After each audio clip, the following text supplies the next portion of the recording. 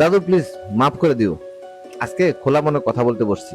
Please দাদু, 18 কোটি জনগণের কথা বলতে বসছি দাদু। কেন তোমাকে গালি দেই সেটার আগে ব্যাখ্যা করি।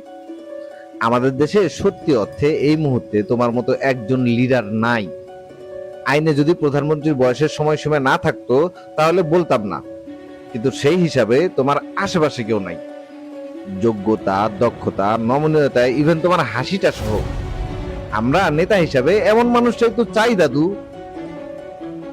একটা জবাব দিতে পারবা? উৎসব করে বাসে ট্রেনের ছাদে মানুষ দাঁড়িয়ে পাল্লা স্লোগান দিতে দিতে ভোট দিতে গেছে। একজন কি এমন আছে যে বলতে পারবে নির্বাচন সুষ্ঠু হয়েছে? আমরা ভোট দিছি দাদু, বিপুল ভোটে তোমার সমর্থন দিছি দাদু। দাদু আমাদের সেই ভোট কোথায়? মানলাম সবচেয়ে ভদ্র আর আদর্শের দল তোমার, কিন্তু হাতে তুলে দেওয়া ক্ষমতা রাখতে পারলে না দাদু।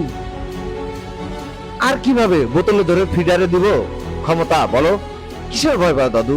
বলবা প্লিজ? কথা দিচ্ছি দাদু, তোমার কিচ্ছু হবে না। জুলাই শহীদদের প্রত্যেকটা মা যায় নামাজে বসে যাবে। আমরা কারবালার সেনা দাদু, তোমার কাছে তো আমাদের বাঘেরা আছে। কিচ্ছু হবে না দাদু, তুমি একবার ডাক দাও দাদু। বাংলাদেশের প্রত্যেকটা ঘর থেকে এবার মানুষ আসবে। সংসদে দাঁড়িয়ে যেদিন সালাউদ্দিন জুলাইয়ের সাথে বেইমানির কথা স্বীকার করলো সেদিনই উচিত ছিল দাদু। নির্বাচনের দিন সন্ধ্যার পরের নাটক থেকেই আমরা বুঝে গেছি কি হচ্ছে। দাদু প্লিজ ডাক দাও। এমন কোন খায়াসটা তোমার বাকি রয়ে গেছে দাদু? প্লিজ, এবার আর ফেসিবাদের শেকড় থাকবে না। কথা দিলাম দাদু, ফেসিবাদের দোষর প্রত্যেকটা বুক ছেড়ে কলেজা হাতে নিয়ে উল্লাস করবো দাদু।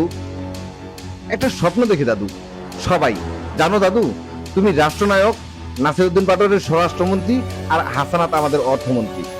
আক্তার ভাই আর হানজালার মতো বাকি সিংহের দল তো আছে সারা দেশের জন্য। স্বপ্নটা তুমি বেঁচে থাকতে পূরণ করিও দাদু। আমার একার না, 18 কোটি মানুষের মনের কথা বলে গেলাম দাদু।